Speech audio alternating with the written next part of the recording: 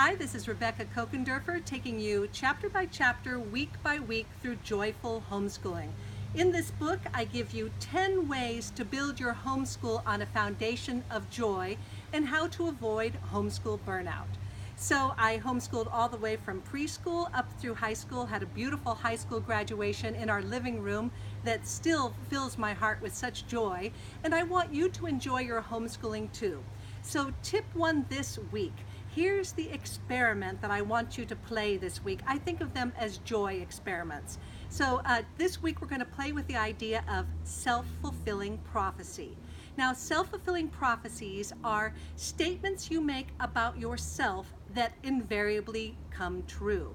Psychologically, you may not even intend them to, but if you think that you are slow or stupid or fat or ugly, you start acting that way, other people perceive you that way, it reinforces it, and it becomes true. So in our parenting, we have to be very careful that we're not passing any negative self-fulfilling prophecies onto our children, like math is hard, girls aren't good at science, homeschooling is hard, this is a real sacrifice that I'm making for you. We want this to be a joy. So we want to pay attention this week.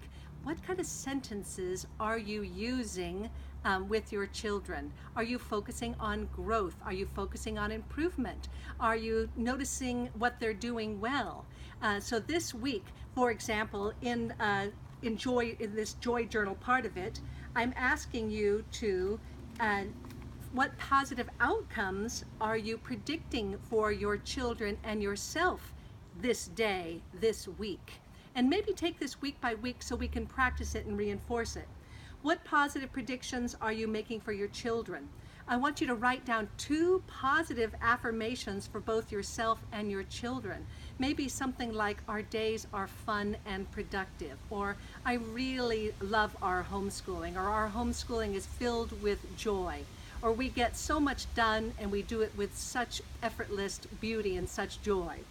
Also, are there any academic subject areas you're noticing where maybe you're referring to them in a negative way? Like that this subject is hard, this subject is boring. Be really, really careful with that. And this week, try to switch up your language. You don't even have to tell your children what you're doing, but it'll come across in the joy that you experience with your homeschooling. And then, of course, the key really to happiness and to joy is gratitude. Being grateful for this time with your children, being grateful for this wonderful experience that you get to have homeschooling your children, passing your values onto them, your love of learning. You obviously have a love of learning, otherwise you wouldn't be homeschooling. So that's the game we're going to play this week. Please put your comments below. Be easy on yourselves, and we're going to really support each other. Have you noticed any negative sentences that you're saying that you want to change, and how are you going to change them? And we will help each other. Also talking about the things in your homeschooling and your homeschooling day, and particularly for yourself as the homeschooling father or mother, that you're grateful for. So that's the game we're going to play this week. It makes such a big difference. It'll help you keep your homeschooling joyful, and it will really help you avoid homeschool burnout in the long run.